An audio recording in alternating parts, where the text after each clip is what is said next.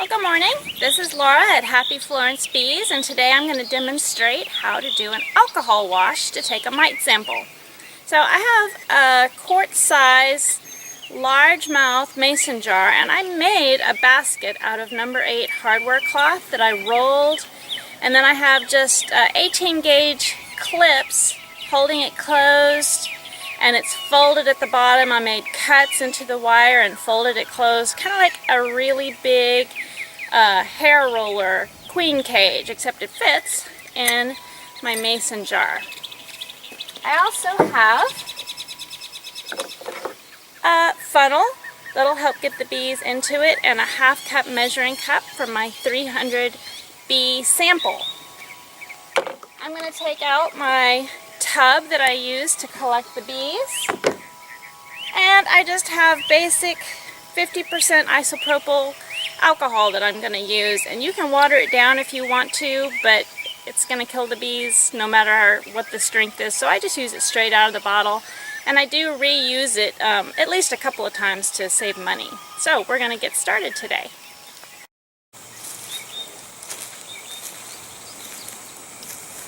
So I have a frame of mixed brood here. Some of it is capped, some of it is open, and some of it is newly emerged bees.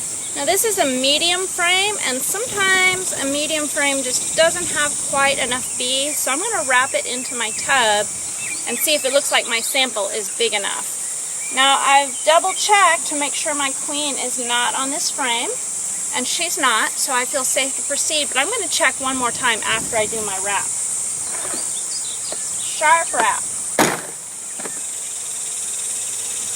And I can tell there's not really enough bees.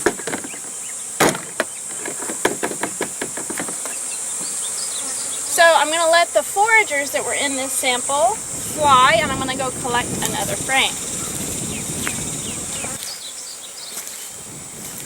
So I have another frame, and this one is mostly open brood, which means I have lots and lots of nurse bees here. So I'm going to use that as my sample as well. Again, I need to make sure my queen is not on this frame, so check very carefully.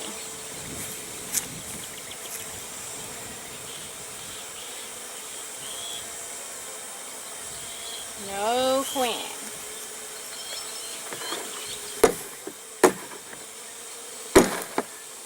Alright, I'm going to go put this frame back, and that'll let the foragers have some time to fly, and it'll also help me identify, triple check that my queen is not in my bucket of bees.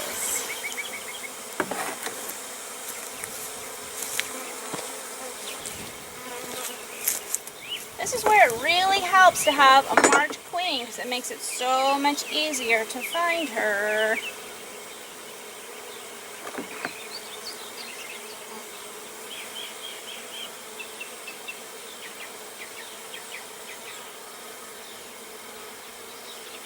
But I'm confident that she was not in my sample, because I checked very carefully. Alright, so I have my jar of alcohol ready with my funnel in the top, lid nearby, and my 1/2 cup scoop.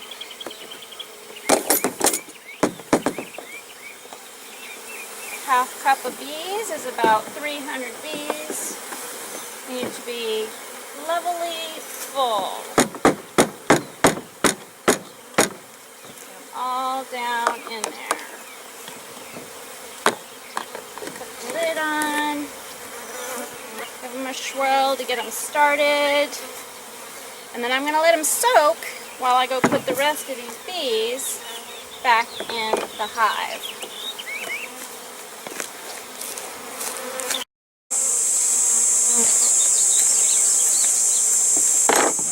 My sample has been sitting for about a minute while I went to go put the bees back in and check a couple more frames. And now I'm going to start to swoosh.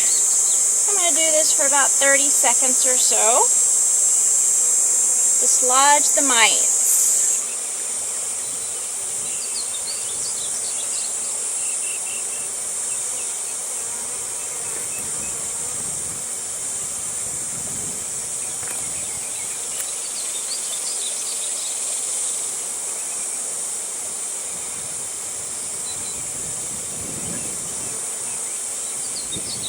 want to be exact, you could set a timer, but I'm just going to kind of estimate.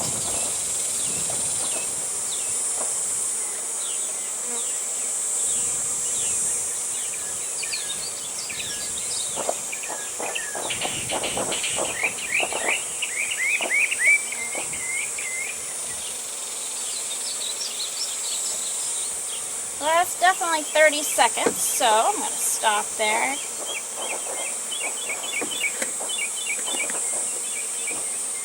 And then I'm going to give my basket a good jostle so I can flush off any remaining mites that might be in my sample.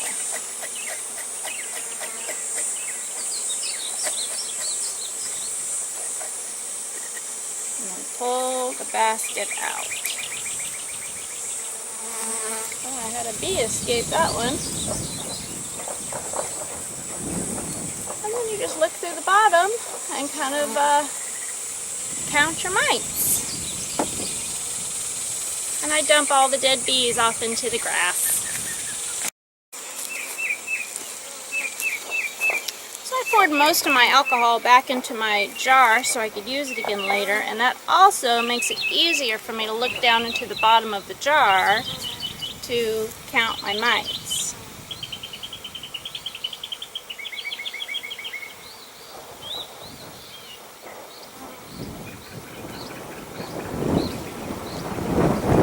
And looks like 5. A little higher than I would like it for this time of year, but it might give me some time to make it through till fall for an oxalic acid treatment.